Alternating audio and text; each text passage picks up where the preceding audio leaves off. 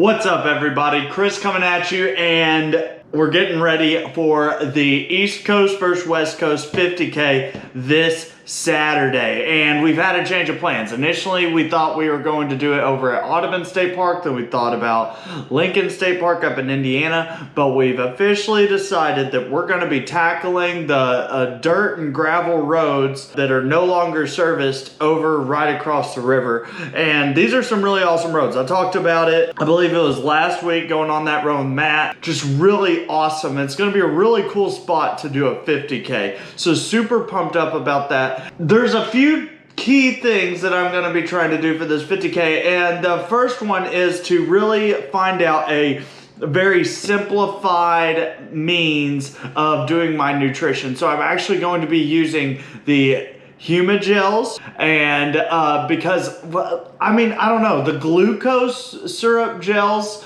that I used earlier on, such as the Honey Stinger and the Goo Energy, they're sticky and they're thick and it just doesn't really work out. I like these gels because they're chia seed based and they don't get super thick or gross or sticky. It's made with actual whole food ingredients, which I'm all about. Now, I've sung the praises of Spring Energy before, but Spring is so expensive, and they sell the Humagels over at Legends, my local running store. So I was able to easily access these, and you know, I've used them before. I know that they work. They keep me feeling fresh and energized. So that's what I'm going to be using for my nutrition during the 50K. I'm also going to be using Sword Performance Drink just because that was developed at the University of Kentucky, and I love supporting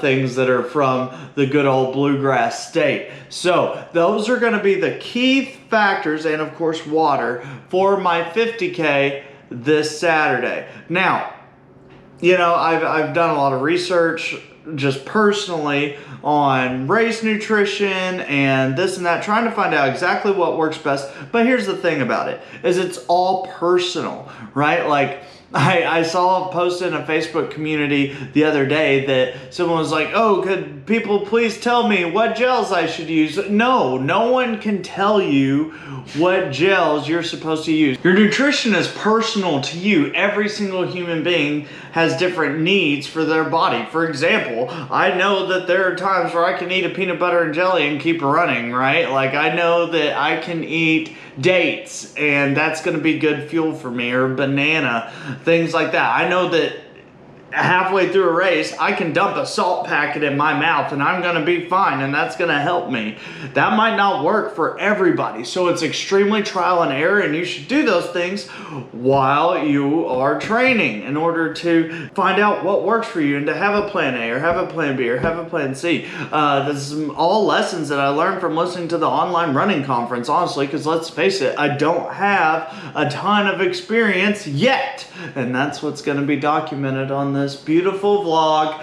And so this Saturday I will be running my second ever 50K representing the East Coast, and hopefully we can pull out the win. It's really cool. East Coast versus West Coast 50K. You've heard me talk about before. Whoever racks up the most miles, hopefully the East Coast can pull it out. I'm gonna be doing it with my buddy Matt. Nathan's gonna be running the half marathon, possibly another one run the half marathon, and then of course Jolo's going to be supporting us from the bike. So it should be a really fun time.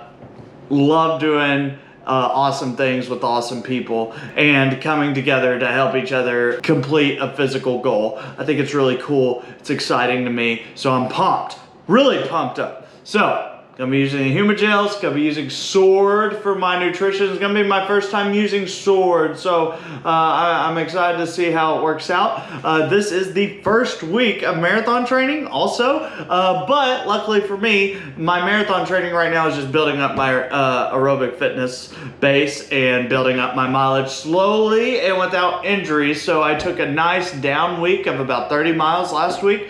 Legs are feeling fresh, had a great just mental break this weekend where some of my dear friends from college came in to spend Memorial Day weekend, and feeling fresh, feeling ready to go. The legs feel good. I have none of the little tits and tats of pain anywhere really. I feel very fresh and ready to go into this training cycle. So I'm going to continue on doing it kind of in the pattern that I went into the training cycle of like 3 to 4 weeks of build,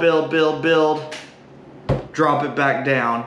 And then, so like for example, I ended my last raising of mileage at 58. Then I dropped to 30, right? So now I'm probably gonna start at 50 again because I want my body to be used to 50. I want 50 to be natural. So I'm gonna continue with that. So this week, probably run 15-ish, 20-ish miles, 50K, off day on Sunday.